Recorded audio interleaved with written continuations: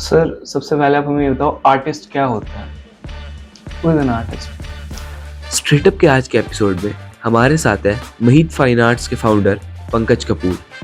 हमने बात करी artist, creativity, education and future of art के बारे में। जो बहुत रिच पीपल होते हैं वो बहुत महंगे महंगे एक्सपेंसिव ड्राइंग्स खरीदते हैं, स्पेंड करते हैं, वो ऐसा क्यों? थोड़ा सा चैलेंज लोगों को लग रहा है आर्टिस्ट को कि एआई आ गया, ये आ गया, वो आ गया, बट जो आपके थॉट्स हैं ना, जो ह्यूमन थॉट्स हैं, जो ह्यूमन फीलिंग्स हम लोग पेंटिंग्स में लेके आते हैं, वो एआई नहीं लाता। एआई तो जो आप बोलोगे वही लेगा, एआई नहीं कर सकता रिप्लेस एक आर्टिस्ट को। नहीं कर सकता। तो सर एक क्रिएटिविटी का क्या रोल होता है एक आर्टिस्ट की लाइफ में? तो आपको क्या लगता है जो स्कूल में आर्ट एजुकेशन सही है कि नहीं? स्कूल में आर्ट एजुकेशन अभी उतनी सही नहीं है। मैं सीरियसली और एब्रप्टली बोलूँगा क्यों नहीं है। तो सर सबसे पहले मैं आपसे एक क्वेश्चन पूछता हूँ, आपको 10 सेकंड के अंदर आंसर देना है। अगर कल सुबह आप उठते हो और आपको पता चलता है इस दुनिया से सारी पेंटिंग गायब हो गई हैं, तो कुछ फर्क पड़ेगा इस दुनिया में? दुनिया में फर्क पड़ेगा या नहीं पड़ेगा, मुझे कोई फर्क नहीं पड़ेगा। जी। मैं फिर से पेंटिंग्स बनाऊंगा। मेरी स्किल गायब नहीं होनी चाहिए। ये जो स्किल है ना, मैं आपको एक बात बताऊं, अगर आपकी पेंटिंग्स, आपने कुछ काम किया और वो कहीं रह गई, खो गई, या मेरी वॉल पे आग लगी लगी सीलन लगी, मेरे को कभी भी दुख नहीं होता, क्योंकि वो नेचुरल है। जी। आना और जाना नेचुरल है, but the skill you have with in you, वो तो कहीं नहीं जाएगी ना। जी। अब फिर से कलर्स उठाओगे, फिर से नई पेंटिंग बनाओगे। जी। तो सर सबसे पहले आप हमें ये बताओ आर्टिस्ट क्या होता है? Who is an artist? Artist, everyone is artist. You are doing, you're questioning me here, you are an artist. You have art of questioning. जी। I have art of painting. जी। तो आर्टिस्ट जो अपने भाव को किसी भी माध्यम से आप तक पहुंचा सके। इफ यू आर राइटर, आप अच्छी राइटिंग करोगे या अच्छी स्टोरी लिखोगे। मैं आर्टिस्ट हूँ, मैं अच्छी पेंटिंग बनाऊंगा, मेरे भाव जो मेरे कैनवस पे दिखेंगे और लोग उसको रीड कर पाएंगे। This is an art. And if you are an artist, you will be able to tell your story by any medium which you are expert in. तो सर एक क्रिएटिविटी का क्या रोल होता है एक आर्टिस्ट की लाइफ में? Creativity, आपको क्रिएट करते रहना है और आपको कुछ एक हटके चीज बनानी है जिसको लोग बोलते हैं it's very creative. Okay. When you have not expected anybody कि ये इसका आउटकम कैसा होगा, या कभी कल्पना नहीं करी जिसने ना, वो ये सोचता है कि दिस इज वेरी क्रिएटिव। हम लोग तो रोज एक नया चीज करने की कोशिश करते हैं जो दुनिया को हम लोग दे पाए या लोगों को दिखा पाए। सीक्वेंस पे तो सब कर रहे हैं। एक लर्नर होता है, वो कॉपी करता रहता है, राइट? किसी ने, जैसे हमारा बसोली आर्ट है, वो किसी ने डेवलप किया है, धीरे धीरे धीरे धीरे धीरे उसके एलिमेंट्स बनाए। तो जो एकदम से देखने वाला है उसको तो वो क्रिएटिविटी लगेगी। जी।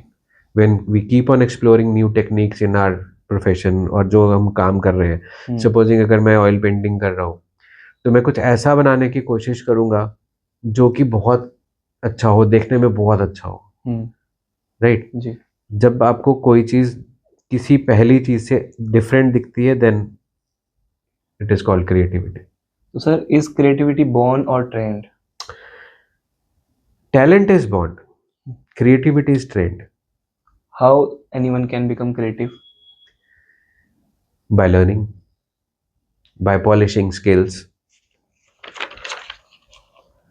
Is there मतलब अगर आपको एडवाइस करना हो किसी को कि हाउ टू बिकम क्रिएटिव, तो आप क्या मेथड्स बताओगे? Creativity is your mind. It is in your mind, in your heart. If you are putting your heart on the canvas, putting your heart, it doesn't mean कि आप निकाल के रख दो। जो आपकी फीलिंग्स हैं, आप उसको कैनवस पे या पेपर पे, या अगर आप पेपर फोल्डिंग वाला आर्ट कर रहे हो, तो जो आप उसके साथ एक नया जो आउटकम लेके आते हो ना, that is creativity. Your skills can be polished, you can be trained with the skills, and then creativity plays the role. अगर आपको एक सर्कल ड्रॉ करना नहीं आता है तो आपका फोकस उस सर्कल ड्रॉ करने के लिए ही रहेगा. And when you learn how to draw that circle, when you learn the techniques of drawing the circle, then you can create multiple objects, multiple drawings from that circle. The circle can be a smiley, it can be an emoji, it can be turned into ball, it can be turned into earth, it can be turned into crystal, right? Yeah. That is creativity. When you practice those skills in different ways, then you are creative. क्या exploring करने से creativity बढ़ती है? बिल्कुल बढ़ती है, बिल्कुल बढ़ती है. अब जितना ज़्यादा एक्सप्लोर करोगे चीज़ों को, देखो एक सिंपल चीज़ को आपने रखा है अपने सामने, अब वो क्रिएटिव कैसे होगा? सपोजिंग अगर हम लोग कभी एड डिज़ाइन करते हैं तो हम बोलते हैं इसका क्रिएटिव बहुत अच्छा है. तो you have created that, you are able to convey the message to the people by keeping 2-3 colors aligned, right? अगर आप कुछ भी चीज़, अगर आप किसी को कन्विंस करने में, अपना मैसेज पास करने में, उसको जो एक्सप्लोर आपने कर रखा है, सपोजिंग आप एक स्फेयर, आपके हाथ में एक बॉल आ गई, आपने एक बॉल पकड़ी है, अगर आप बॉल को ऐसे सिंपली रख के खेलोगे, दबाओगे, छोड़ोगे, you are not exploring anything. When you start making shapes out of it, different shapes, and you start resembling those shapes to the shapes you are that are there in your mind, right? Then it is called exploring, and then it turns to creativity. हम एक game खेलते हैं, complete the sentence. उससे क्या होगा कि creativity या फिर आर्टिस्ट को और अच्छे समझ पाएंगे. ठीक है, Right. मैं सेंटेंस बोलूंगा, आपको कंप्लीट करना है. A artist is someone who Who is expressive. Creativity dies When you stop exploring, the biggest myth about artist is उसको कुछ फर्क नहीं पड़ता. Every beginner artist Should train, every artist secretly wants appreciation. Appreciation. तो मैं भी drawing करता हूँ, मैं आपको स्केच दिखाता हूँ. हाँ, दिखाओ ना. मुझे ये बताना कि जैसे आप एक आर्टिस्ट हैं, मैं सिर्फ अपनी मेंटल हेल्थ के लिए करता हूँ कि मुझे बहुत सेटिस्फाई मिलता है करके. हाँ. तो मेरा इन स्केच को देखने का पॉइंट ऑफ व्यू और आपका देखने का पॉइंट ऑफ व्यू अलग होगा कि नहीं? ये मैंने बनाई है गाइस, मैं फोटो लगाऊंगा, देख लेना. देखो, आप, art is a therapy, everybody knows it. Whenever you are going through any trauma or depression, you must pick up your pencils and colors and start drawing lines in whatever manner you want to. Perfection नहीं चाहिए. जी. जब एक satisfaction पे बात आती है, या आपको माइंड रिलीज करना है, या उसको स्ट्रेस रिलीज करना है, तो उसके अंदर आपको परफेक्शन नहीं चाहिए. अगर आप वो ब्रश पकड़ के फिर परफेक्ट बनाने की कोशिश करोगे तो एक और स्ट्रेस ले लोगे, राइट? तो आपका ये drawing banana is totally stress relieved. भाई, टीचर ना सांस होती है, सांस, उसको बहू का कोई ना कोई जो होता है ना वीकनेस या उसकी गलती वो दिखती है. और एक तरीके से ना वो अच्छा भी करते हैं टीचर्स. अगर वो आपको टाइम पे नहीं बोलेंगे बेटा ये इसकी नाक टेढ़ी है, इसके प्रोपोर्शन पे काम कर लो, थोड़ा सा प्रैक्टिस कर लो, या रोज 5 मिनट स्केच बनाया करो, तो वो तो हमारा फर्ज है. क्योंकि अगर कोई बच्चा हमारे सामने से या हमारी क्लास में आके बाहर जाके कुछ अपना ड्राइंग पैड दिखाए और उसके अंदर से देखने वाले को मज़ा ना आए, तो फिर हमारी जो टीचिंग है ना किसी लायक ही नहीं है. तो इसीलिए these are beautiful sketches you have made, क्योंकि ये आपने अपने सेल्फ जो लर्न है आपने वैसे बनाया है, तो they are perfect. How can I improve? You can improve them by practicing your line drawings, your proportions. When you start training your eyes, how you're observing things. जब आप अपनी आईज को ट्रेन करोगे कि आपको कैसे देखना है किसी चीज को, राइट? जब आप किसी चीज़ को देखते हो, उसका लेफ्ट राइट वो कितने से कितना बड़ा और उसका प्रोपोर्शन कैसा होना चाहिए, उस तरीके से जब आप चीज़ों को देखना शुरू करोगे, then you will start drawing perfectly and you will see that there is lot of improvement. जब आप सर्कल्स बनाते हो, सपोजिंग दे आर छोटी छोटी एक्सरसाइजेज होती हैं, आप रोज स्ट्रेट लाइंस ड्रॉ करो। अब स्ट्रेट लाइंस ड्रॉ करने के लिए अपना रिस्ट और फिस्ट को लॉक कर दो। You start using your elbow and shoulder lines. उसमें आप देखोगे 2 3 4 5 डेज के अंदर आप देखोगे आपकी लाइंस यार they are going straight, they are going bold, you are not putting much pressure on the paper. फिर उसके बाद में जब आप सर्कल्स की ड्राइंग करते हो तो मैं तो सजेस्ट करूंगा कि आप एक कोई भी सर्कुलर चीज़ एक न्यूज़पेपर पे रखो, उसको पहले मार्कर से ड्रॉ कर लो और फिर उसके ऊपर हवा में अपनी पेंसिल को यूं घुमाओ using your elbow and shoulder muscles only. हवा में घुमाओ, when you feel like that it is coming perfect, then you touch the paper. उससे क्या होगा, आपकी लाइन स्ट्रांग होगी, आपका सर्कल स्ट्रांग हो गया। आप जब भी कर्व लाइंस बनाओगे आप देखोगे कि आपके हाथ में कंट्रोल आ रहा है। यूजुअली हम लोग कर्व लाइन बनाते हैं ना, तो कर्व लाइन बनाने के बाद दूसरा कर्व उठाने के बाद तीसरा वेव जो होता है ना वो हिल जाता है। तो जैसे ही आप प्रैक्टिस रोज करना शुरू करोगे और परफेक्ट ड्राइंग बनाने से पहले रोज 5 to 10 मिनट्स फास्ट ड्राइंग करो। वो क्या होता है? फास्ट ड्राइंग क्या होता है, क्विक स्केचेस होते हैं। जैसे कि कोई सामने आपके बैठा है, आप उसको सिर्फ प्रोपोर्शन जज करो। सर्कल बनाओ फेस के लिए, बाजू की मूवमेंट कहाँ जा रही है, टांग की मूवमेंट कहाँ जा रही है, कैसे फोल्ड करके बैठा है, और फिर उसको जज करो कि आपने प्रोपोर्शनेट बनाया। Again sketch, start doing 2 3 4 sketches फटाफट से बनाने, और फिर देखना है कि वो जो मैंने स्केच बनाया है वो जो प्रोपोर्शन में जिस भी पोजीशन में आपका ऑब्जेक्ट रखा हुआ है वो वैसा आया कि नहीं आया। 2 3 बारी जब आप उसको देखोगे then you will start making the proportions correct. अगर उसके बाद में भी आपको ऐसा लग रहा है कि आपको ये यहाँ पे कोई ना कोई अकाउंटेबल पार्टनर चाहिए, then you should go to the teacher always. आप सेल्फ लर्न हो सकते हो, बॉर्न आर्टिस्ट होते हैं बच्चे, देखते ही 2 3 बारी में फटाफट बना लेते हैं। पर आजकल इतनी डिस्ट्रैक्शंस हैं बच्चों की, फोन है, टीवी है, वो जो बॉर्न आर्टिस्ट है ना कहीं मर जाता है। फिर इट टर्न्स इनटू एंजाइटी, मेरे से क्यों नहीं हो रहा, मैं तो पहले बना लेता था। फिर क्या करता है, धीरे धीरे धीरे वो छोड़ देते। वैसा नहीं होना चाहिए। जो क्विक स्केचेस की आप आदत डालोगे, जब आप किसी अच्छे लर्न टीचर से आप सीखोगे तो आपको आप देखोगे आपकी स्किल और पॉलिश होती जाएगी। पॉलिश करोगे तो अप्रिसिएशन होगी, जो आपका लास्ट क्वेश्चन था। जब भी आप किसी के सामने स्केच रखोगे वो सोचेगा वाह। तो जितना लाइन, इनको रख देता हूँ मैं, जितना आपका लाइन और सर्कल पे कंट्रोल होगा उतनी ड्राइंग अच्छी बनती है। जितना आपका पेंसिल का पेपर के साथ कांटेक्ट अच्छा होगा। लाइन और सर्कल तो सेकेंडरी थिंग, जब आप अपने प्रेशर को मेंटेन कर पाते हो पेपर को टच करने में, तब आप देखते हो कि there is improvement. Now tell us something about yourself. मतलब आप मान लो किसी एरिया में हो जहाँ पे आपको बहुत सारी ऑडियंस को खुद को इंट्रोड्यूस कराना है, तो आप कैसे करोगे?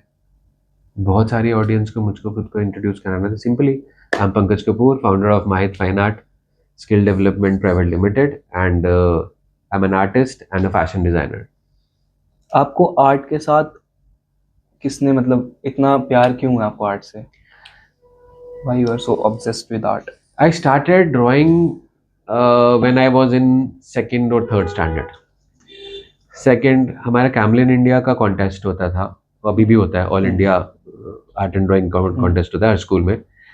तो सेकेंड क्लास में हम I stood second in full school. I was studying in Tiger Army School Jammu cantt.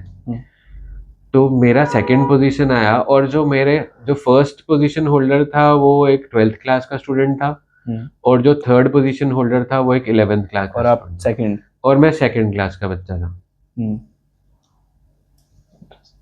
बनाना क्या था, चाचा Nehru. Second class onwards till I left my school, nobody came for the first prize. I was the only person who every year I used to take that first prize, irrespective of any meeting I've done. मेरे को याद है 9th class में मैंने सिर्फ 10 रुपए वाले crayons और 10 रुपए वाली वो पेंसिल कलर के साथ ड्राइंग बनाई थी and I got the prize. There plays a role which you called creativity. जब आपको एक टॉपिक दिया जाता है और आप उस टॉपिक के साथ पूरी जस्टिस करते हुए अपनी पूरी क्रिएटिविटी, तो बिना एक्सप्लोर किए हुए क्रिएटिविटी नहीं हो सकती.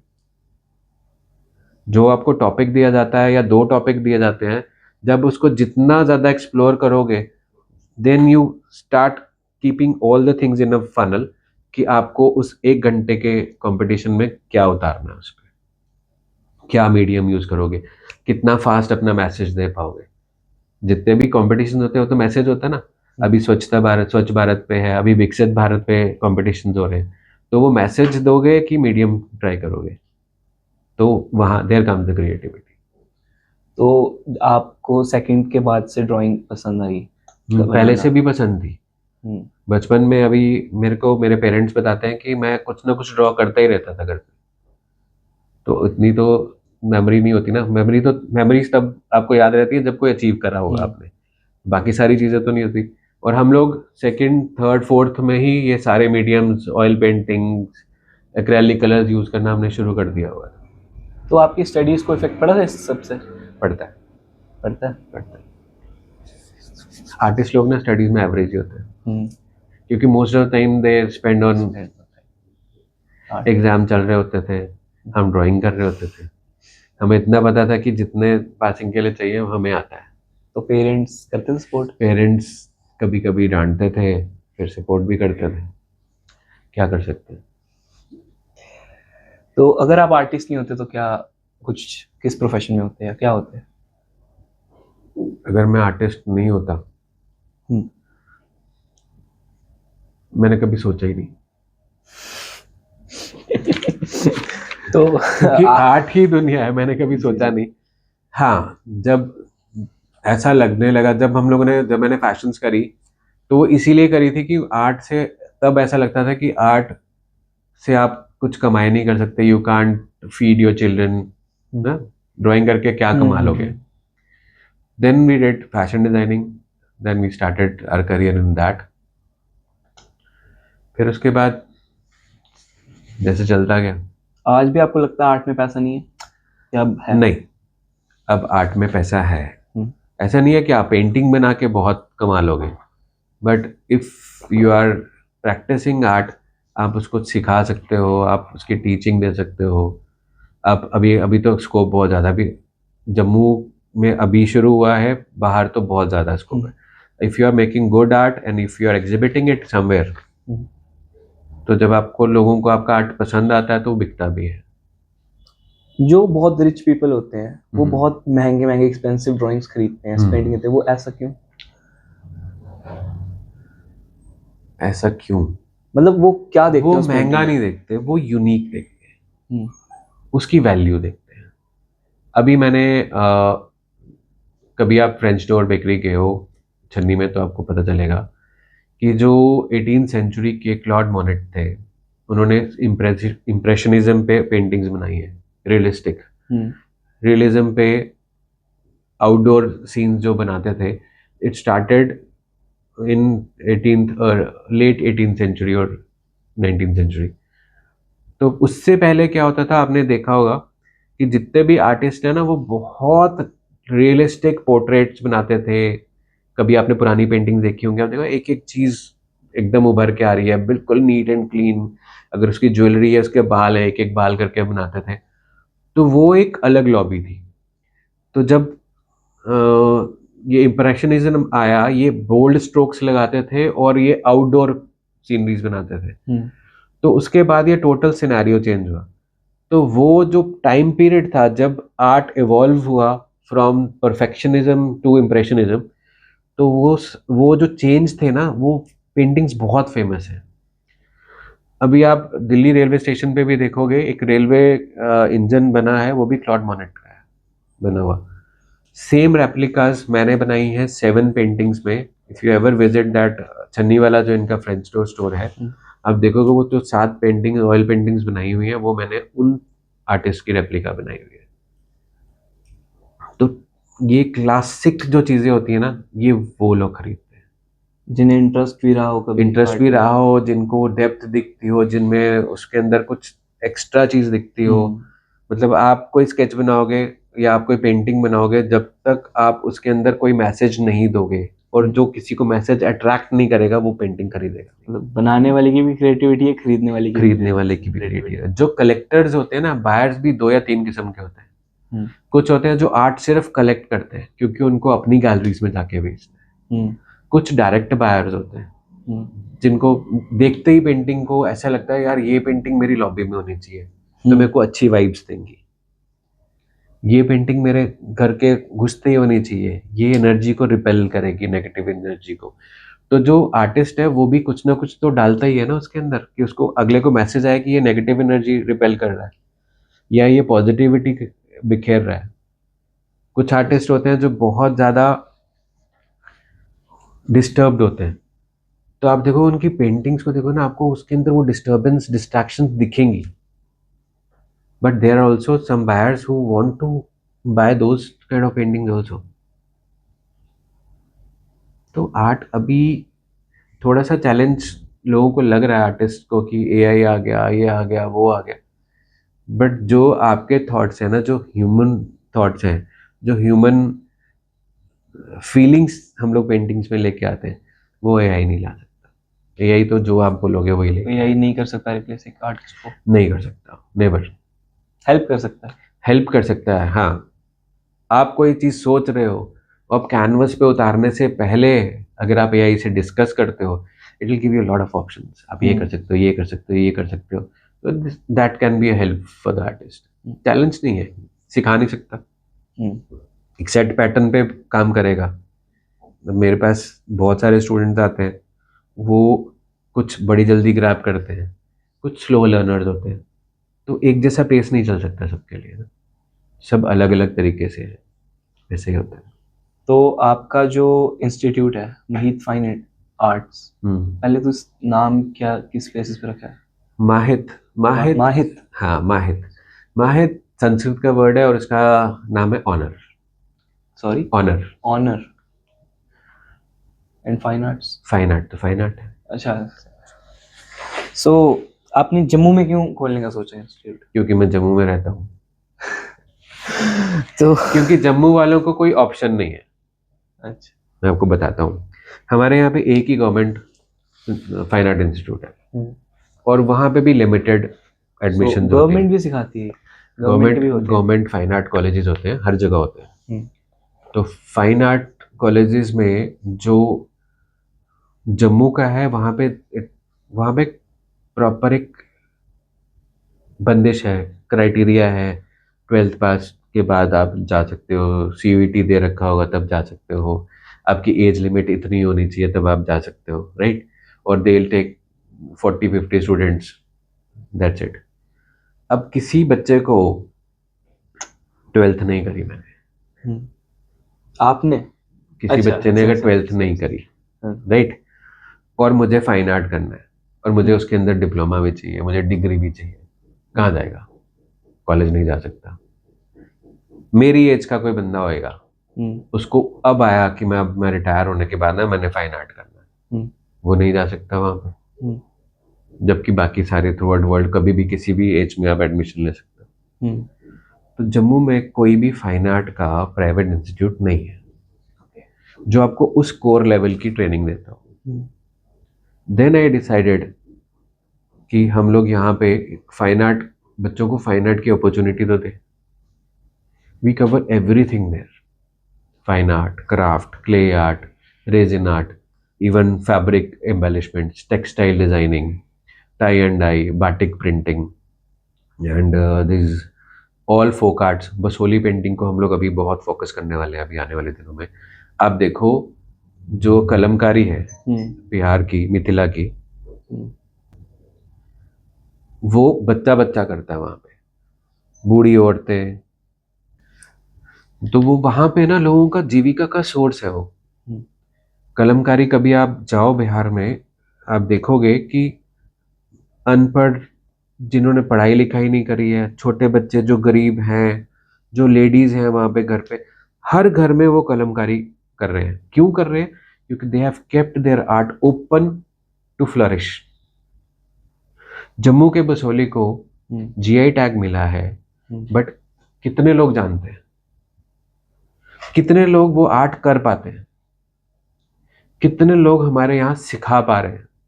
नहीं सिखाते, नहीं सिखाते। हम लोग अपनी धरोहर को ना अपने साथ लेके मर जाना ज्यादा अच्छा समझते हैं, किसी को देना नहीं। क्यों? आर्ट को लेके बंदिश नहीं होनी चाहिए। हमने ये सुना था, हमने बचपन में पढ़ा है कि ज्ञान बांटने से बढ़ता है। ठीक है, तो क्या आर्ट बांटने से नहीं बढ़ेगा? मैं आपको आज बसोली पेंटिंग सिखाऊंगा तो मेरा कम हो जाएगा? मेरा ज्यादा हो जाएगा? क्योंकि आप जितनी गलतियां करोगे मैं आपको उतना इंप्रूवाइज कराऊंगा और उतना ज्यादा फाइन मैं होता जाऊंगा। Correct? Teacher will be one step ahead always. तो क्यों नहीं ऐसा सोचा गया? आज तक नहीं सोचा गया, अभी तक नहीं सोचा गया। बट अभी हम लोग उसके अंदर विद इन 6 months और 1 year ऐसा रिफॉर्म लेके आएंगे कि छोटा बच्चा भी हमारे पास आके बसोली पेंटिंग कर रहा होगा मिनिएचर, क्योंकि उसके कलर्स थोड़े से एक्सपेंसिव होते हैं या नेचुरल कलर्स से काम होता है, ब्रशेस नहीं अवेलेबल होते हैं, मटेरियल अवेलेबल नहीं होता। क्यों नहीं होता? क्योंकि यहाँ जम्मू में मार्केट नहीं बनी क्योंकि कोई कर नहीं रहा था। बट अभी मेरा तो फोकस यही है कि हमारे इंस्टीट्यूट में या हमें किसी स्कूल में जाके भी सिखाना पड़ेगा तो हम बसोली को कंटिन्यू करेंगे, क्योंकि एक आर्ट फॉर्म को लर्न करने के लिए 1.5 से 2 साल लग जाते हैं कि वो बच्चा अपनी पेंटिंग बना सके। इतनी फाइन स्किल्स होती हैं, इतना पतला ब्रश को घुमाना पड़ता है कि 1 लाइन या 2 लाइन लगाते हुए भी दिक्कत आती है। तो जितने भी फोक आर्ट्स हमारे इंडिया के हैं वो सब हम सिखाते हैं, इंक्लूडिंग दीज मिनिएचर पेंटिंग्स। चाहे वो मिथिला का कलमकारी हो, चाहे वो यहाँ गोंड आर्ट हो एमपी का, चाहे वो कच्छ का लिपन आर्ट हो, चाहे वो वर्ली पेंटिंग हो महाराष्ट्र की, जितनी भी आर्ट फॉर्म्स हैं हम सब करवाते हैं। सर फोक आर्ट एक बार आप एक्सप्लेन कर दो क्या होता है? फोक आर्ट जो हमारे ट्राइबल आर्ट्स थे, जो हमारे फोर फादर्स या पिछले ज़माने में जो या पहले पुराने टाइम पे किया जाता था विद मिनिमल रिसोर्सेज। तो सर जी जैसे हमारे कभी गांव में जाओगे ना आप, कच्चे घरों पे ना वाइट कलर के साथ ड्राइंग्स बनाई होती हैं, ट्रायंगुलर शेप्स बनाई होती हैं, कभी फिगर्स बनाई होती हैं। परोला बोलते हैं उसको, जो हमारे डोगरी में उसका जो आर्ट का नाम है वो परोला है। Same art form Warli painting आ जाती है, सेम आपका जो मटेरियल यूज होता है वहाँ पे ट्रायंगुलर फिगर्स, फीमेल और मेल फिगर्स का, फेस्टिवल्स का दिखाया जाता है। और जो मैं मधुबनी पेंटिंग की बात कर रहा हूँ, मधुबनी पेंटिंग स्टार्ट हुई थी जब श्री राम और सीता माता की शादी हुई थी। तो उन दिनों में जो राजा थे वहाँ के, उन्होंने अपनी बेटी की विदाई के सारे सीन जो हैं दीवारों पे चित्रकारों को बोला था कि आप इसको पेंट करो। तो वो फाइन लाइंस के साथ उन लोगों ने पहले पूरा लाइन ड्राइंग करी, फिर उसके अंदर कलर फिल करे। तो जो वो सारी ड्राइंग्स थी, ये जो मधुबनी आर्ट है वहाँ से शुरू हुआ। अभी भी आप देखोगे वहाँ पे नायक नायिका कभी शादी के सीन्स होंगे, कभी केले के पत्ते बने होंगे, मोर आता है बीच में, फिर ये अपना व्हाट यू कॉल पैरट की शेप्स है, उसके अंदर फिगर्स हैं, हाथी है वो पूरा दिखाया हुआ। तो ये सारे जितने भी फोक आर्ट्स है सब एंशिएंट टाइम से शुरू हुए हुए हैं। हम लोग सिर्फ रिफॉर्म्स करते हैं उसके अंदर। हमारा बसोली पेंटिंग भी ऐसा ही है, ये कांगड़ा आर्ट से प्रभावित है। कांगड़ा की जो पेंटिंग्स हैं उसकी फिगर्स अलग हैं, और जो हमारे बसोली आर्ट है उसकी फिगर्स के फीचर्स अलग हैं। राजस्थानी पेंटिंग भी वैसी ही है, अपनी नेपाल के साइड में भी मिनिएचर पेंटिंग्स होती थी, फिर बीच में मुगल पीरियड आया तो थोड़ी मुगलई हो गई, अब दोबारा से उसको रिफॉर्म कर रहे हैं। जो बसोली पेंटिंग्स हैं हमके वही पुराने करेक्टर्स उठा के हम लोग आगे बना रहे हैं। तो सर जो जब आपने स्टार्ट किया था अपने इंस्टीट्यूट, डिमांड कितनी थी उस टाइम पे? डिमांड नहीं थी, नहीं थी, बिल्कुल नहीं। क्योंकि आज के टाइम पे आपकी गूगल की रेटिंग 4.9 है आउट ऑफ 5, मतलब एक्सीलेंट, ऑलमोस्ट पूरी रेटिंग है। मतलब कितनी डिमांड आपने नोटिस की है थ्रू आउट द इयर्स? ये जो हमारे 6 साल पिछले गए हैं, यहाँ पे ना every parent is noticing that instinct, art instinct in their child, but वो उसको, उस आर्ट इंस्टिंक्ट को पहचानते हैं। मेरा बेटा बहुत अच्छी ड्राइंग करता है, बट वो मेरा बेटा बहुत अच्छी ड्राइंग करता है उसको कहीं ना कहीं फिर से बांध देते हैं। आपके पास आए, सर हमने इसको क्लास के लिए एनरोल कराना है, बट हमारे पास टाइम नहीं है। क्यों? पहले बेचारा ट्यूशन पढ़ता है, एकेडमिक्स, फिर मैं स्विमिंग भेजता हूँ, फिर ये क्रिकेट खेलने जाता है, आर्ट की तो प्रायोरिटी नहीं देते, जबकि सबसे ज़्यादा ज़रूरत ही बच्चे को आर्ट की है। आप देखो आजकल न्यू एजुकेशन पॉलिसी के अंदर बच्चा जब नर्सरी क्लास में भी जाता है ना, तो उसको सब कुछ छोड़ छाड़ के कलर्स के साथ लाइंस ड्रॉ करनी होती है, फिगर्स, शेप्स का थोड़ा बहुत ध्यान आता है उसको, कलर कैसे आइडेंटिफाई करना है, ये चीज़ें सिखाई जाती हैं। और जैसे फर्स्ट सेकंड में पहुंचेगा तो उसको जो वर्ड है उसकी एक फोटो भी बनानी है, एक ड्राइंग भी बनानी है। तो जो तो बच्चा बचपन से स्किलफुल है, जिसको गॉड गिफ्टेड है, वो थोड़ा बहुत हाथ पैर मार लेगा। जिसका दूर दूर तक नाता नहीं है, वो क्या करेगा? अब अगर नर्सरी से लेके ग्रेजुएशन तक और उसके बाद में पीजी तक डॉक्टर को भी ड्राइंग चाहिए, इंजीनियर को भी ड्राइंग चाहिए, आर्किटेक्चर में भी ड्राइंग चाहिए, फिजिक्स केमिस्ट्री वालों को भी लकीरें लगानी ही पड़ती है कहीं ना कहीं। तो जब इतनी लकीरों की जरूरत है तो उनको सिखाते क्यों नहीं सिखाते हम लोग। आई रियली अप्रिशिएट जो पेरेंट्स अपने बच्चे का आर्ट इंस्टिंक्ट पहचानते हैं और उसको किसी ना किसी टीचर तक लेके जाते हैं। ये तो बहुत अप्रिशिएट करने वाली बात है। नहीं तो पेरेंट्स को पता भी होता है कि मेरे बच्चे में ये आर्ट इंस्टिंक्ट है, या वो आर्टिस्ट बन सकता है, या आर्ट करता है, फिर भी उसको बोलते हैं तो कर लेता है, तू पढ़। तो आपको क्या लगता है जो स्कूल में आर्ट एजुकेशन सही है कि नहीं? स्कूल में आर्ट एजुकेशन अभी उतनी सही नहीं है। मैं सीरियसली और एब्रप्टली बोलूँगा क्यों नहीं है, क्योंकि 45 मिनट्स का पीरियड है, हफ्ते में 2 दिन या 3 दिन होता होगा, कई स्कूलों में 1 ही दिन होता है ना। तो 45 मिनट्स में जब तक टीचर क्लास में आती है, जब तक बच्चे अपना आर्ट विस्तारते, तब तक तो पैकअप का टाइम हो जाता है। बहुत टाइम लगता है। एक बच्चे को सीधी लाइन ड्रॉ कराने के लिए बहुत प्रैक्टिस की जरूरत होती है। जो लोग बच्चे को फिजिक्स जो क्लास में पढ़ाते हैं या केमिस्ट्री क्लास में पढ़ाते हैं, वो बहुत अच्छी पढ़ाई जाती है, उतना ही टाइम चाहिए 45 मिनट्स, पर आर्ट को 45 मिनट्स नहीं गवारा। पर फिर भी वो 45 मिनट्स की क्लास लेने के बाद में कोचिंग जाएगा, आर्ट के लिए कोई कोचिंग में नहीं भेजेगा। I started this institute with the mindset that it will be a coaching institute for art lovers. जब है अपॉर्चुनिटी, अप्रोचेबल जगह है, मैं नहीं कहता कि मेरे पास भेजो, कहीं पे भी जब भी आपको ऐसा मौका मिले कि he can teach your child art well, भेजो। किसी भी टीचर के पास भेजो जो अच्छा आर्ट करता है, अगर आपको लगता है कि वो सिखा भी सकता है। अच्छा, 2 बातें अभी इसके अंदर। मैं बहुत अच्छा आर्टिस्ट हूँ, फेमस हूँ, बट वो सिखा नहीं पाऊंगा मैं। क्यों नहीं सिखा पाऊंगा? क्योंकि that person is not trained for teaching. वो आर्ट टीचर नहीं है, वो आर्टिस्ट है। मैं अपने भाव रखता हूँ, मैं अपनी फीलिंग्स को कैनवस पे उतार रहा हूँ। आपकी फीलिंग्स को कैसे बोलूंगा कि उधर उतर जाओ? नहीं उतार सकते ना। तो जो अच्छा आर्टिस्ट है, जरूरी नहीं है कि वो अच्छा आर्ट टीचर हो। और जिसका मन करता है कि मैं आर्ट सिखाऊं, ऐसे बंदे के पास आपको अपना बच्चा भेजना चाहिए और खुद आना चाहिए। मेरी एक टैगलाइन थी, 5 साल से 95 साल तक। मतलब 5 साल का बच्चा भी आ सकता है मेरे पास, मेरी क्लास में 95 ईयर्स का बंदा भी आ सकता है, इफ ही और शी इज आर्ट एस्पिरेंट। तो अगर आपको कोई ऐसे रिफॉर्म्स लाने हो स्कूल में, स्कूल एजुकेशन में, कि आर्ट बढ़े, तो क्या होंगे? एक तो आर्ट का पीरियड रोज होना चाहिए, और जैसे होमवर्क दिया जाता है बच्चे को, वैसे आर्ट का होमवर्क भी देना चाहिए। क्यों देना चाहिए? क्योंकि उसके बच्चे की ना ऑब्जर्वेशन बढ़ती है। अब हमारे पास बच्चा आता है, हम उसको बोलते हैं कि रोज की 10 ड्राइंग बनाओ फ्रॉम योर लाइफ।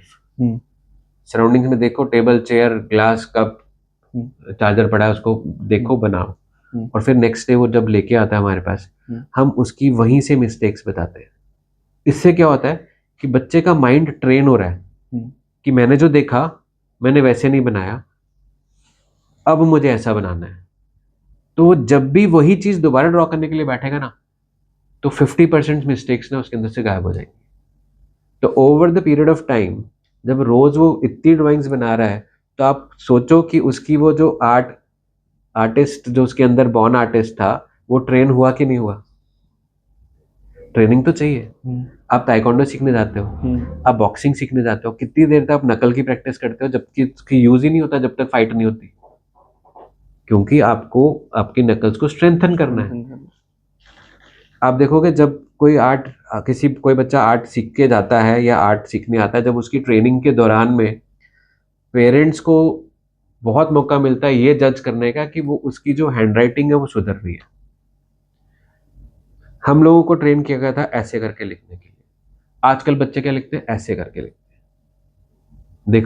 आप देखो 75% जो बच्चे हैं उनका ग्रिप ऐसा है। क्यों है? क्योंकि उनको दिखता नहीं है क्या लिख रहे हैं वो। ठीक है, parents are satisfied with the thing, we are not satisfied, क्योंकि जब ऐसे करके लिखोगे तब भी तो दिखना चाहिए।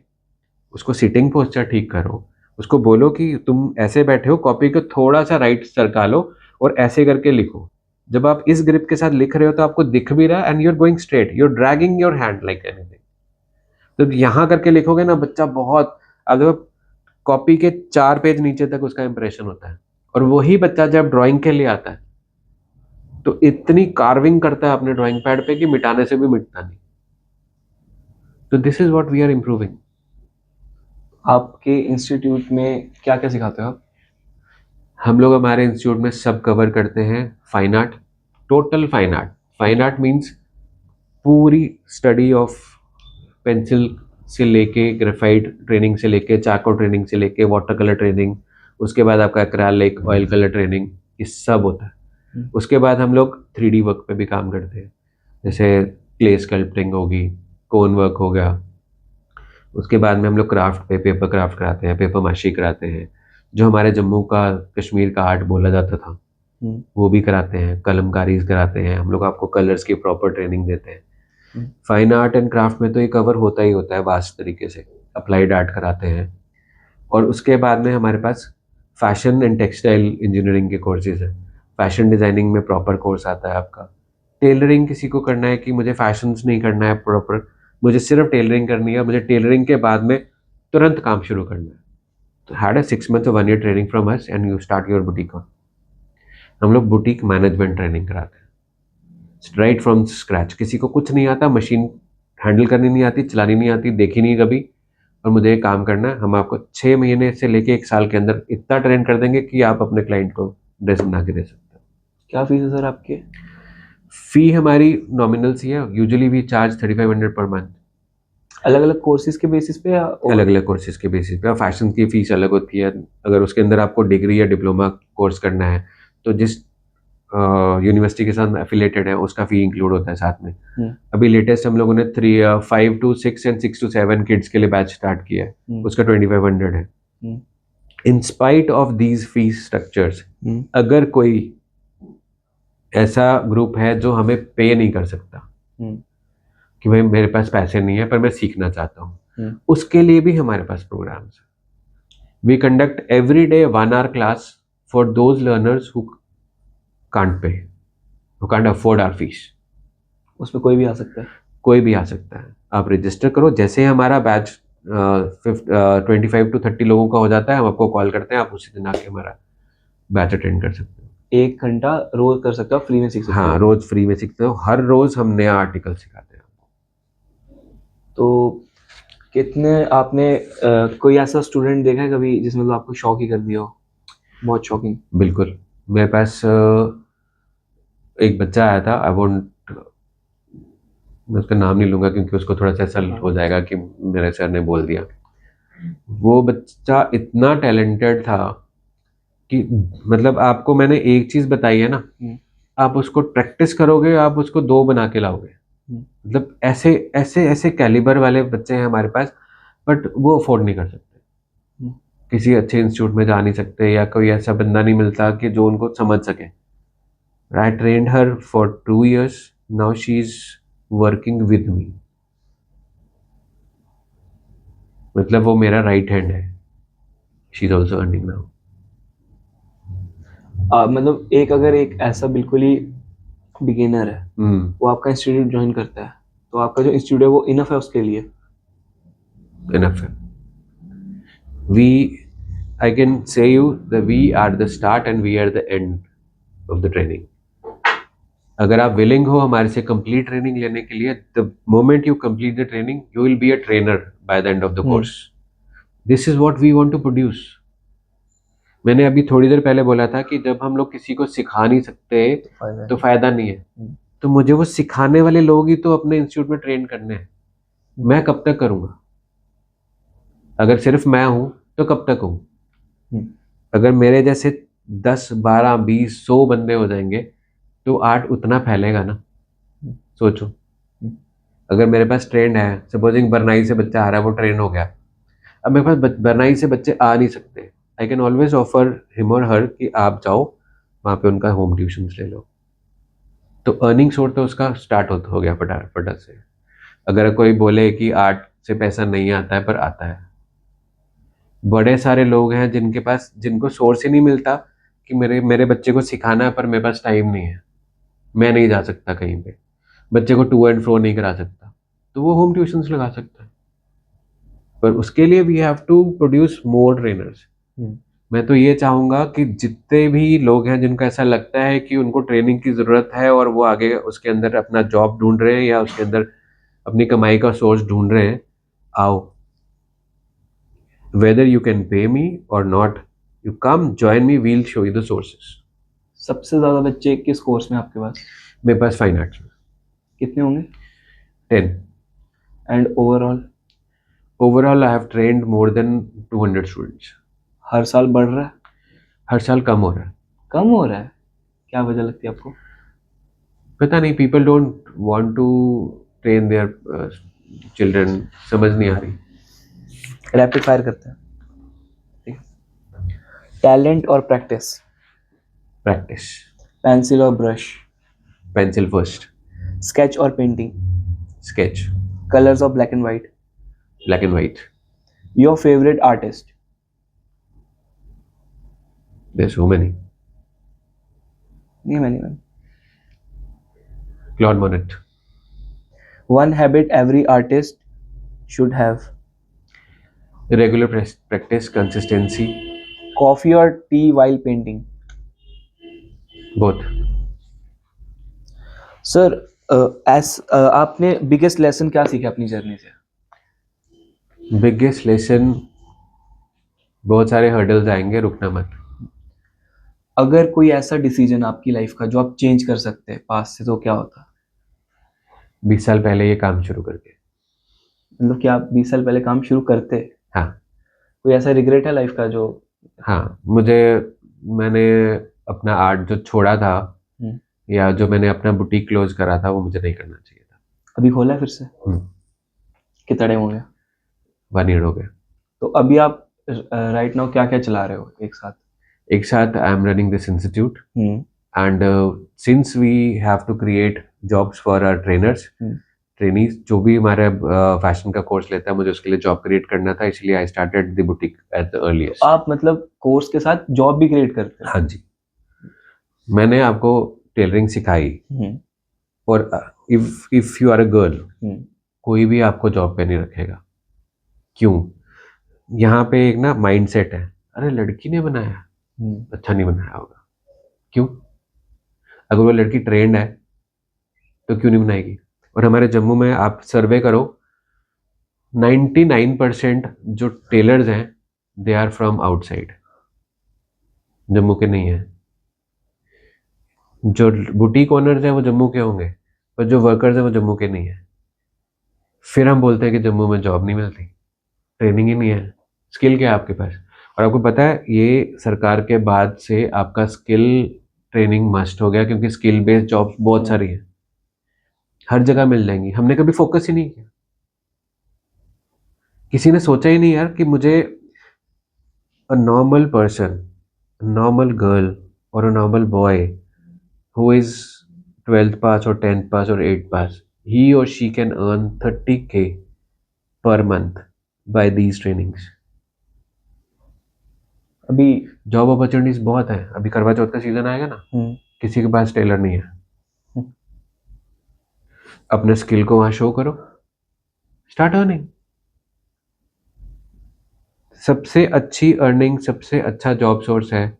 आप अच्छी टेलरिंग, अच्छी फैशन की नॉलेज लो, प्रैक्टिकल नॉलेज लो और दूसरे दिन से काम पे लो, मैं दूंगा काम। तो सर आपके हिसाब से अभी जम्मू में क्या सिचुएशन है आर्ट का? जम्मू में आर्ट को लेके ना अभी बहुत सारे कंफ्यूजन्स हैं। आर्टिस्ट को अपना आर्ट बेचने की जगह नहीं मिलती, बहुत सारे लोग सीखना चाहते हैं, उनको सीखने की जगह नहीं मिल रही। हम लोग सिखाना चाहते हैं, हमारे पास सीखने वाला नहीं आ रहा, क्योंकि there is no clear message for the public.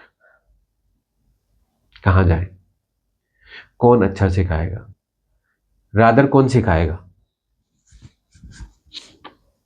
जब ये मैसेज सब तक पहुंच जाएगा कि यार आप पेड कोर्सेज ले सकते हो, विदाउट पेमेंट कोर्सेज ले सकते हो। हमने स्टार्ट किया, we started moving from school to school, colleges में गए हम लोग। गांधीनगर वुमेन कॉलेज के, वहाँ पे हम लोगों ने होम साइंस डिपार्टमेंट में रिक्वेस्ट करी, they gave us 3 days for training. We train people for in this fabric painting, tie and dye, batik printing, जो उनके सब्जेक्ट में उनको काम आता था। कुछ लड़कियों ने तो बहुत अच्छे से सीखा, मतलब आउटस्टैंडिंग रिजल्ट्स थे उनके। और वैसे भी कॉलेज लाइफ में ना हमें पता ही नहीं चलता कि स्किल का क्या सीन है। अब यार ये तो है ही, अपना 3 घंटे लगाएगा जाएगा, हमें कुछ लेना देना नहीं है इससे। बट जो चीज़ हम लोग दे के आते हैं ना वहाँ पे, अगर कोई ग्रैब कर लेता है तो फ्री में मिल रहा है यार, ले लो, प्रैक्टिस ही तो करनी है। वो मुझे कई स्टूडेंट्स को देख के ना, मैक्सिमम 50 to 60% स्टूडेंट्स को देख के ना बहुत अच्छा लगता है कि हम गए, we added a value in their life. This by giving skill training is adding value in your life, कोई माने या ना माने, एक अलग से वैल्यू ऐड हो रही है आपके पास। आपको एक अलग से एक प्लेटफॉर्म मिल रहा है। अगर आप फैब्रिक पेंटिंग कर रहे हो तो आजकल इंस्टा खोल के एक बार ही फैब्रिक पेंटिंग की फीड देख लो, उसके बाद you will gate hundreds and thousands of people who are earning out of it। अगर आपको सही ट्रेनिंग दी जाए और आप उसको अच्छे से परफॉर्म करो, एक एक दुपट्टा, एक एक सूट की वैल्यू बहुत है। बुटीक वाले भी आपको ऑर्डर देना शुरू कर देंगे। तो जो स्किल बेस्ड काम है, जो बच्चे घर बैठ के वर्क फ्रॉम होम कर सकते हैं, क्यों नहीं कर रहे, मुझे अभी तक समझ ही नहीं आ रहा। People are running after fancy things which are not saleable. जहां से आप कुछ कमा सकते हो, अगर वो चीज़ सीखोगे तो वो तुम्हारे काम आएगी। नौकरियां हर जगह हर टाइम पे अवेलेबल नहीं है। कर पाओगे बढ़िया है, नहीं कर पाओगे तो पीपल आर, अभी जो जॉब कर रहे हैं, मेरी कज़न की बेटी है, she is working in some MNC in Hyderabad. अब वो घर पे आके क्रोशेट करती है and she is getting orders also. MNC में काम करने वाले को कितना टाइम मिलता है, वो 12 बजे जाएगी, रात को 10 बजे आएगी, still she is doing that job, क्योंकि उसको अच्छा लग रहा है, उसका माइंड ट्रेंड हो रहा है और वो उसको जैसे स्ट्रेस बस्टर की तरह काम कर रही है, but she is getting orders. अच्छा काम करोगे, अच्छी चीज़ बनाओगे तो ऑर्डर्स भी आएंगे।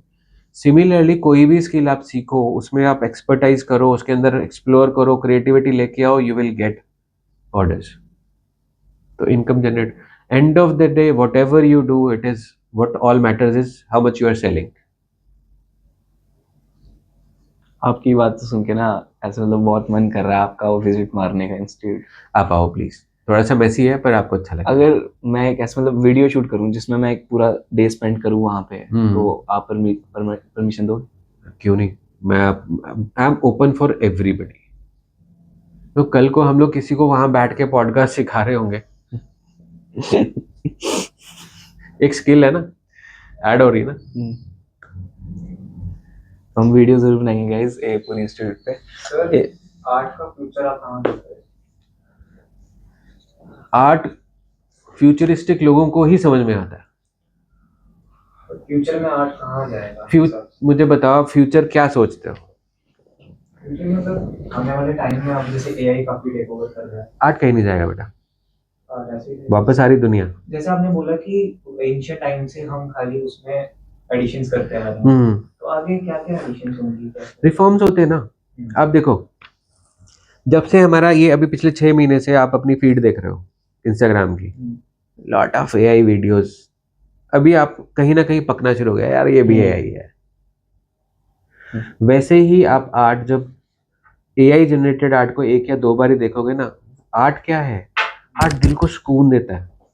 जब किसी की ब्रश स्ट्रोक्स आप देखते हो ना कैनवस पे लगी हुई, जब आप उसको हाथ फेरोगे ना उसके ऊपर, आपको ना एक थेरेपेटिक होता है वो, मतलब एक हीलिंग फीलिंग आती है कि हाँ मेरे को अच्छा लग रहा है। कुछ भी, किसी का भी बच्चा एक ड्राइंग करता है ना, आप उसको भी टच करके देखोगे ना आपको अच्छा लगेगा। जब तक वो फील करने की फीलिंग इंसान में जिंदा है, आर्ट कहीं नहीं जाएगा। When you are a robot, you don't need any art. Robots को क्या लगा आर्ट से? तो तू टेंशन मत ले, आर्ट कहीं नहीं जा रहा, सीख ले। और सर जैसे आर्ट एग्जीबिशंस होते हैं, तो मैंने जम्मू में कभी सुना नहीं कि आर्ट एग्जीबिशन आर्ट एग्जीबिशंस अभी हो ही नहीं रहे जम्मू में। आपने कराया कंडक्ट? नहीं, मैंने अपने बच्चों के लिए प्लेटफॉर्म यहाँ पे बुक किया था एक, ये फैशन एग्जीबिशंस होती है ना, ये संकल्प कुछ करके, ये जो होटल्स वगैरह में अभी जी, लग जी। रही है। तो मुझे लगा कि मेरे बच्चों का आर्ट ना कहीं दिखना चाहिए। जो वो बना रहे हैं कौन देखेगा उनको?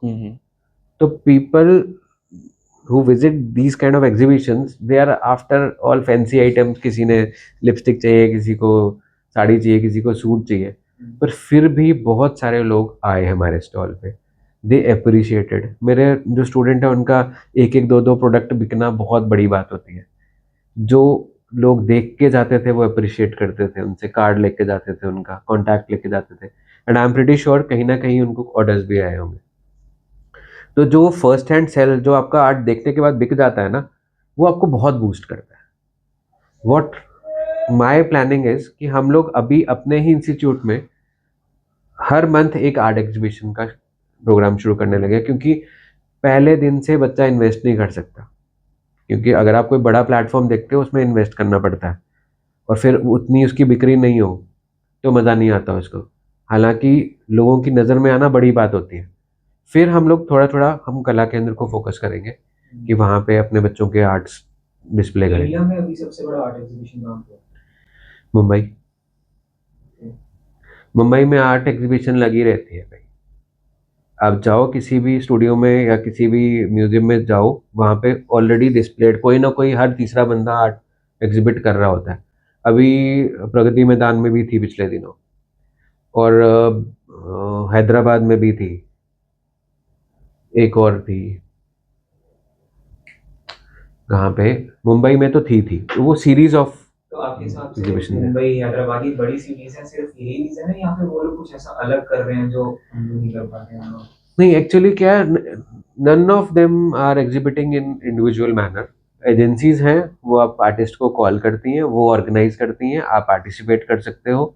तो जम्मू में उन एजेंसीज को अभी स्कोप दिखता नहीं है, मार्केटिंग नहीं हो पाती यहाँ पे अच्छे तरीके से, या फिर उनको लगता नहीं है कि हम लोग यहाँ का एग्जिबिट करेंगे और इतना इंफ्रास्ट्रक्चर का पैसा खर्चेंगे और यहाँ पे हमारी कुछ सेलिंग होगी। इवन जम्मू वालों को भी आदत है दिल्ली जाके खरीदेंगे, क्योंकि यहाँ जम्मू में ऐसा कोई सीन है नहीं, किसी ने किया नहीं। तो जब यहाँ पे हमारा ट्रेंड चलेगा, हम लोग शुरू करेंगे, 3-4 लोग और साथ में आएंगे, जब आप मल्टीपल आर्टिस्ट का काम देखोगे तो बिकता है। हमेशा एग्जीबिशंस में ही आर्ट बिकता है, और सोलो आर्ट एग्जीबिशन में अगर आप किसी ऐसी एग्जीबिशन में लगा रहे हो जहाँ पे आपकी आर्ट की वैल्यू कम हो जाएगी, या कोई आएगा नहीं, या वैसे माइंडसेट वाले लोग नहीं आते।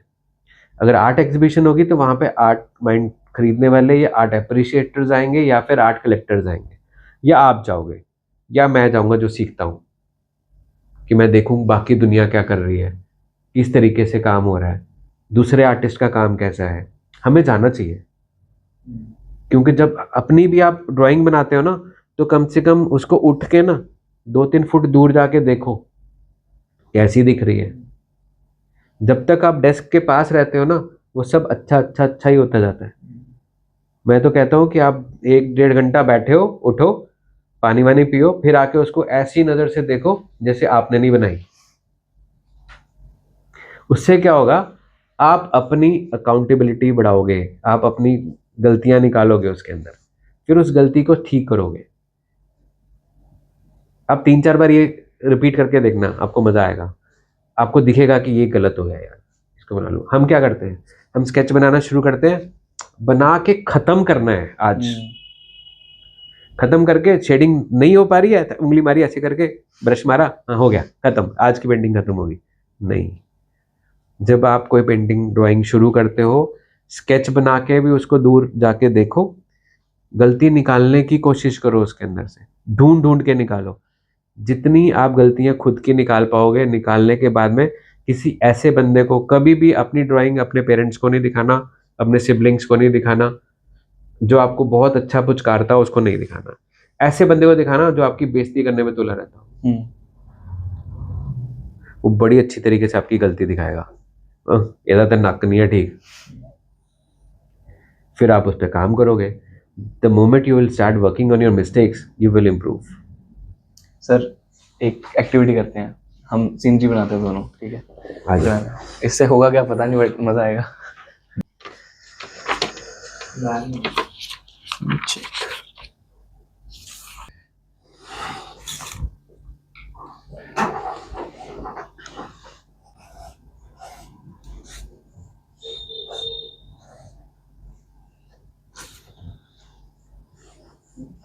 जो जो घर बैठे देख रहे हैं, उठाओ पेंसिल, बनाओ हमारे साथ।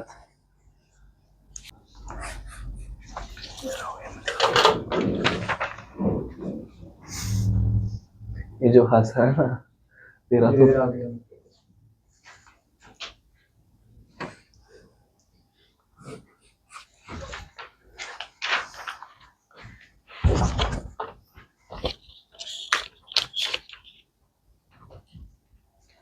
तो सर बनाते बनाते एक सवाल पूछूं आपसे मैं? हाँ पूछो। कि सर जैसे कई लोग होते हैं, कहीं पे भी दीवारों पे पेंट बना के चले जाते हैं, कोई प्रोटेस्ट हो रहा है उसके ऊपर बना के चले जाते हैं, तो उनके ऊपर क्या व्यूज हैं आपके? देखो वो ना अपना टैलेंट वेस्ट करते हैं। हम्म। एक तो वो पब्लिक प्रॉपर्टी या आपके शहर को गंदा करते हैं, हम्म। और अगर और मैसेजेस भी कैसे देते हैं वो, हम्म। कभी आपने देखा? वियर्ड। वियर्ड। तो अगर आपका सही में मन है, अगर आप बिना परमिशन के कुछ करना चाहते हो, तो कुछ ऐसा बना के जाओ कि लोग उसको अप्रिशिएट करें कम से कम। जब आप आपका कुछ आर्ट वर्क देख के कुछ लोग ऐसे माथे पे शिकन करें या ऐसे करें, या उनका दिमाग में कुछ टेंशन हो, ऐसे आर्टिस्ट को तो वैसा काम करना ही नहीं चाहिए। हम क्यों, आप देखो सारे पिलर्स के ऊपर कितनी अच्छी ड्राइंग्स हो रखी है, जब वो ब्यूटीफाई करती है चीज़ों को। ऐसे लोग, they just spoil atmosphere, they spoil the beauty of the city. उन लोग उनको ना, उनको आर्ट वर्क नहीं कह सकते। आपको आर्ट वर्क बिल्कुल नहीं कहना चाहिए। आप खुद सोचो, क्या हम उसको एक आर्ट वर्क या ग्राफिटी का नाम दे सकते हैं? नहीं दे सकते, क्योंकि आप, अगर आपको कुछ अच्छा मैसेज देना है, आपको प्रोटेस्ट भी करना है, तो अच्छे से करो ना, अच्छी चीज बना के चले जाओ, मैसेज दो जनता को। किसको दिखाना चाहते हो? पब्लिक को। पब्लिक उसको हेट करेगी, but when you will do something good, आप अच्छा बना के जाओ, टेक योर टाइम, उसमें आपको ना लोग तंग करेंगे, और आपका मैसेज भी कन्वे होगा, और सब सही रहेगा। आर्टिस्ट कोई भी होगा, वो कभी नहीं चाहेगा कि एक पूरा समाज का ना एटमॉस्फेयर खराब हो। आर्टिस्ट लोगों ने ना अच्छे अच्छे प्रोटेस्ट में काम किया है, स्वतंत्रता फ्रीडम फाइटर्स का काम किया है, मैसेज पहुंचाने का काम किया है। राइटर्स ने कितने राष्ट्रगीत लिखे हैं, कितने एनर्जेटिक कविताएं लिखी थी। वो काम होता है आर्टिस्ट का। पेंटिंग्स भी उन दिनों में वैसी ही बनती थी, जो कि पब्लिक को मैसेज देती थी कि अभी आज़ादी चाहिए, अभी इंडस्ट्रियल रेवोल्यूशन चाहिए, है ना? वैसा वो क्रांति जो आर्टिस्ट जगा सकता है ना, वो ऐसी हरकतों से नहीं जगा सकता। वही है। यहाँ बैठे तो हम लोग इतनी ही बना सकते हैं।